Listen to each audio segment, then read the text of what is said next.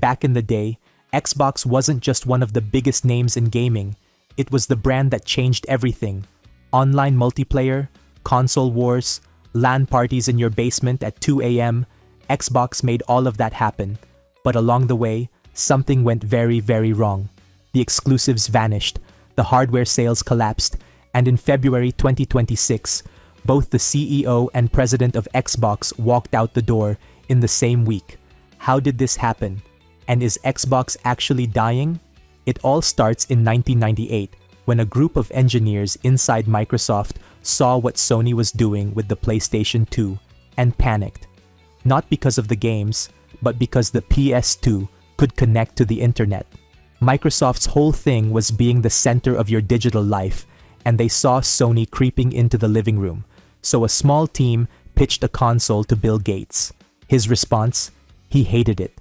Selling hardware at a loss went against everything Microsoft believed in. But eventually, Gates came around with one condition. The console had to run on PC architecture, no exotic hardware, just a souped-up computer in a box. On November 15th, 2001, the original Xbox launched. It was massive, like comically large.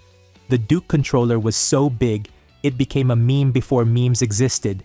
But the games, Halo Combat Evolved, launched alongside it, and single-handedly justified the entire console.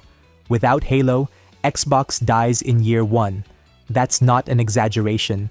Despite all of that, the original Xbox only sold 24 million units against the PS2's 155 million. Microsoft lost $4 billion. But the Xbox was never about winning. It was about planting a flag.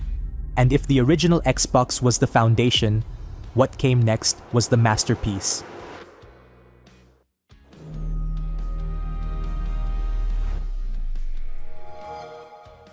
The Xbox 360 launched in 2005, and it beat Sony to market by a full year.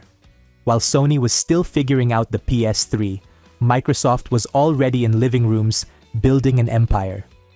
Xbox Live became the gold standard for online play. The controller was perfect, the library was stacked, Gears of War, Halo 3, Mass Effect, Forza, Left 4 Dead. Third-party games like Call of Duty almost always ran better on the 360. Now there was one massive problem, the red ring of death.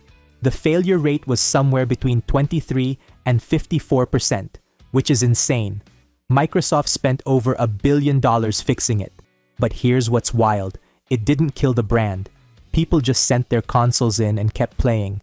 That's how loyal the fan base was. The 360 sold over 84 million units and dominated the West for an entire generation.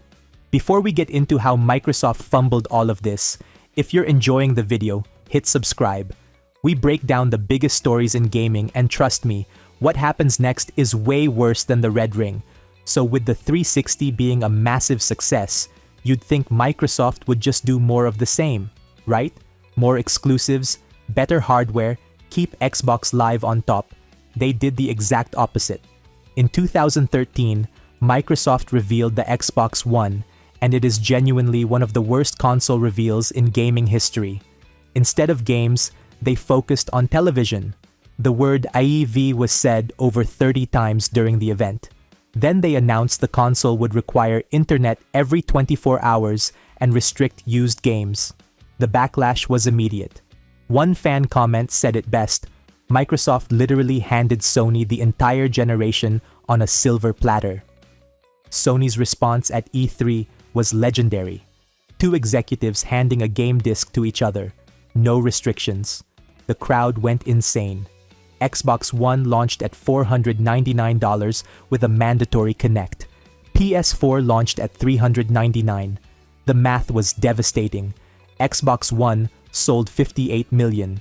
PS4 sold 117 million. Microsoft went from dominating to getting demolished in one generation. Phil Spencer took over in 2014 and tried to fix things.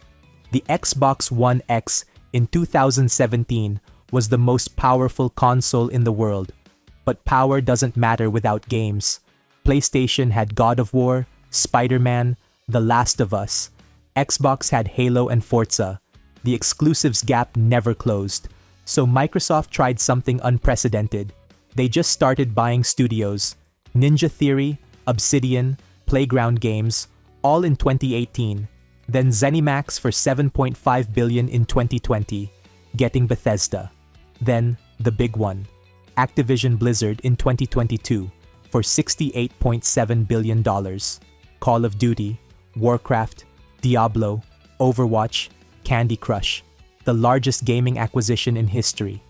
This should have solved everything, but instead of keeping these games exclusive, Microsoft started putting them on PlayStation. Halo, the franchise that built Xbox, showed up on PS5. One by one, every reason to own an Xbox was given away. The fan reaction was brutal. Microsoft spent $80 billion just to become a third-party publisher. The numbers proved it. By early 2026, Xbox hardware sales dropped nearly 30% year over year. The Series X and S was trailing the Xbox One, a console universally considered a failure, by over 9 million units at the same point in its life cycle. Then Microsoft raised the price of the Series X twice in 2025, hitting $600 domestically and $800 in some regions. Retailers like Costco reportedly started pulling consoles from shelves. Game Pass wasn't helping either. What started as the best deal in gaming became a money squeeze. In October 2025, Ultimate jumped from $20 to $30 a month, a 50% hike. Since August 2024, the price had gone up 77% total. One subscriber wrote, "I've been subbed since original Xbox Live in the early 2000s, just cancelled for the first time ever." Then came the layoffs. Between 2024 and 2025, an estimated 10,000 to 15,000 jobs were cut across Microsoft's gaming division. Tango Gameworks, the studio behind Hi-Fi Rush, was shut down entirely. A game that won awards was rewarded with its studio being closed. You can't make this up. But all of that was just the build-up to February 20th, 2026. Phil Spencer, the face of Xbox for over a decade, announced his retirement. Sarah Bond, the president of Xbox, departed the same day. Both of them gone, same day. Their replacement? Asha Sharma, a former executive from Microsoft's core AI division. Not gaming. AI. An executive from Instacart and Meta now runs Xbox. Reports from The Verge revealed that employees were actually relieved Bond left. Sources called her tough to work with. She reportedly drove the "This is an Xbox" campaign that tried to rebrand your phone, tablet, and TV as an Xbox. That campaign offended employees internally. Spencer's exit, while framed as a retirement, was supposed to be announced the following week. Xbox scrambled to push it early after IGN nearly broke the story. Bond's LinkedIn was still promoting her Xbox role hours before the announcement. That's not how planned transitions work. So here we are. The new leadership promises to recommit to core fans. But when your gaming CEO comes from an AI background and the stated goal is 500 million players across mobile, cloud, and PC, it's clear where the priorities are. The pattern is the same one we see over and over in gaming.